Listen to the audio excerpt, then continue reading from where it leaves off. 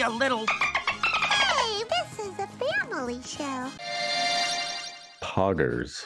Oh boy, I've been debating on talking about this one for quite some time leading up to its premiere last week, but I finally sat down to watch the second SpongeBob spin-off show, The Patrick Star Show. We've already discussed the first several episodes of the other spin-off show from earlier this year, Kamp Koral, so I figured we would eventually talk about this if it really piqued my curiosity, honestly. And the more that came out about the show and what it was really going to be like, truly did intrigue me, but maybe not in the right ways. So today we're going to look at the first episode of The Patrick Star Show, the background behind it, and most importantly, is it worth my time? Not only as a SpongeBob fan, but as someone looking for a standalone fun show to watch. Let's find out. I hope you enjoyed the video. Make sure to drop a like, because it truly does help out the video. And I'll make my own show if you do, The Jordan Fringe Show. It's the same as this channel, but all we do is read books. Yeah, I know, sounds exciting. Hit that like button. Let me preface this. I am only speaking on The Patrick Star Show as it stands. I personally don't let this impact my thoughts towards regular SpongeBob, Kamp Koral, or anything else related. I am just looking at the show as it is. So before we get into the more detailed aspects of my thoughts, let's talk briefly about what episode 1 consists of within its two parts. Part 1 of the episode is Late for Breakfast, where we're introduced to the new concept of Patrick having his own TV show about, well, anything and everything, I guess. It's all imaginary, and his sister helps him run the show. He has a giant TV outside of his house that is just the casing of his studio where he shoots his show live and anyone who's walking by can watch. Now, the premise of this whole first part is Patrick just being hungry while shooting the show, so he heads to the kitchen to see his family finishing up their breakfast, and he was given none because he was late for breakfast. So now he must look for something to eat, and through his journey we're introduced to random segue and cutaway gags. A formula it looks like the show in general is heading towards. We do see one in the form of a commercial break for his TV show, which is an ad by Plankton about the chum bucket, which is honestly probably the funniest bit in the first part of episode 1. But back to Patrick, he quickly then gets the idea to make a cooking segment for his show to hopefully make something for himself, but still has no real ingredients aside from some random gross trash that he just turns into ashes from the cooking. Then he ends the episode of his show to only end up back in the kitchen with his family, where now his mom has cooked all the same trash into a better cooked trasherole. Patrick just overcooked his. There's a bit that happens a few times in the episode where a family of dartfish, a smaller in size fish, live and eat food crumbs underneath the table. And as nice as they are to Patrick, they're in constant fear that he will eat their only food. Luckily though, Patrick surprisingly has a kind heart here and doesn't eat their food during either of these bits. At the end of the episode, when Patrick falls asleep, his parents say, "Who is he again?" I have no idea. Which has some weird implications, which we will talk about shortly after the rest of the episode breakdown. The next part of the episode, Bummer Jobs, follows Patrick learning about what jobs are. He goes on the search for one and runs into SpongeBob, who is also looking for a job. Again, I'll explain that after the breakdown. They first get hired as bag boys at a grocery store, in which they quickly lose their jobs thanks to completely messing around and ruining the place. But in SpongeBob and Patrick fashion, they celebrate completing the job as if that's what they were supposed to do and continue looking for their next job. They end up offering to paint an old lady's fence. Funny little bit here with SpongeBob having a trench coat with random assortment of painting items, kind of like a secret underground black market fence painting gig. And of course, they take things too far, completely ruining her house, and the job search does not end there. They then become a taxi service where they just carry people around, and that ends abruptly. So right after that, we get a random cutaway to a noir-style program about Fred, the My Leg guy, which by the way was the funniest thing in the entire episode. And after that, the scene continues back at Patrick's house, where they continue the job search with Squidward, who we did see at the start of this episode, who was kinda in this weird newspaper not paying for it feud with Patrick's father, who asked Patrick to get money from his father who hasn't been paying for the newspaper, which is Squidward's job. That noir film's only role was to serve this one short bit where they act like tough guys moments later to try and get money from Patrick's dad. Albeit, the bit's funny, it's a little quick, and when it doesn't work, they just pick the whole house up with a crane and knock out all of the taken newspapers and Patrick's dad. He coughs up the 25 cents that he owed, Squidward takes the money, but then Patrick takes it back and splits the coin in half with SpongeBob for their pay.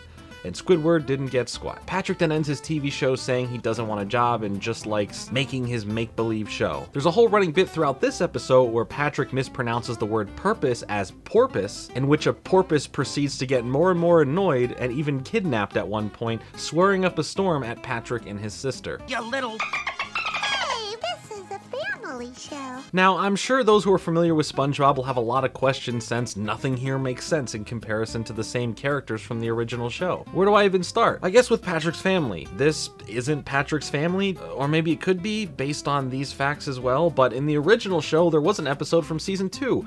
I'm Was Stupid, all about Patrick trying to impress his family when they come over to visit his place. The big joke of that episode is at the end of it, both Patrick and the two parents realize that Patrick is not their son, and they're not Patrick's parents. And then Patrick reunites with his real parents who are outside looking for him. It's a pattern, I guess, to not recognize or confuse your family between Starfish, or just in this special case of Patrick's life. And we see that here potentially, whether if it was just a throwaway line or not, when the parents said, "Who is he again?" I have no idea.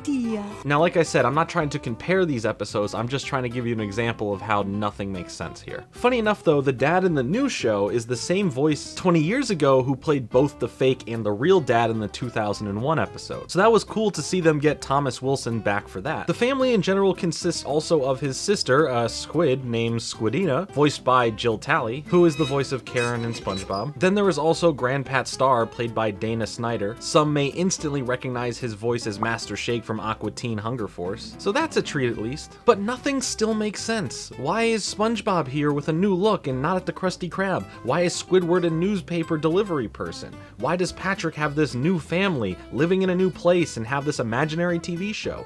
How can this all make sense? Is it multiverse stuff like what Kamp Koral alludes to? Or maybe something like these characters are just younger and this is before the events of regular SpongeBob? Or is it because, and hold on to your seats, random equals funny? They still refer to Patrick as a man, so it can't be the second option. The jury's still out for the multiverse type thing, so I guess it has to be the last option. Random equals funny. But does it really though? The biggest problem with a show like this is the taking of the comic relief character and making them into the main front and center star, no pun intended, and letting that be the narrative driving force. We have seen this time and time again, from sitcoms doing this to other cartoons doing this, all leading up to the same results for the most part. It flanderizes the character. I know it's already hard to flanderize Patrick more than they already have on regular SpongeBob, but here they do it more. Somehow they do it more. The show feels like it lacks focus. With just one episode, it kind of spells out the vibe of the rest of the 13 episode season. And that is, each segment will feature a small itty bitty story thread to drive the plot and fill the other time around it with nonsense, cutaway jokes, and references to regular SpongeBob. Which begs the question I asked in my Kamp Koral video. If you're going to make a product so close to the original show, while the original show is still running, why would you split up the efforts and make the same show twice? Now we have 3 SpongeBob shows, all of which are fairly similar with minor differences of course, but not enough to distinctly pick them out of the crowd. I could show you a frame of this show and a frame of a newer SpongeBob episode, and I can ask you to tell me which is which. Spoiler alert,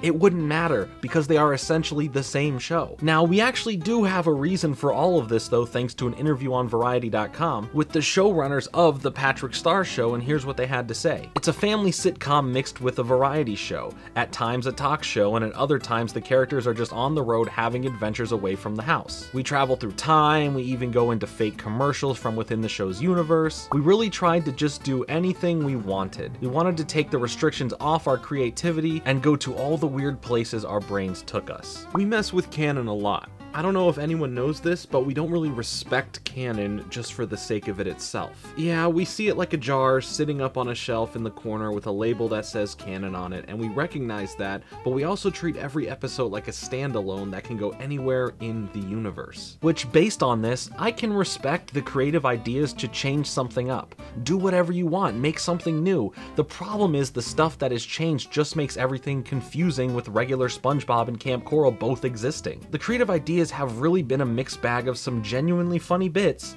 but mostly loud and random is funny type comedy. And if what we just heard was true, then it sounds like you should have made something new. I know networks can be demanding. I know Nickelodeon doesn't stick to things unless it says SpongeBob on it, but there has to be some sort of give here at some point. So far the show is just more SpongeBob, but only the random bits of the show, where our main character does, well, whatever fits the randomness of the scene. There's no genuine way to explain what's happening at some points. Why did that just happen on the screen?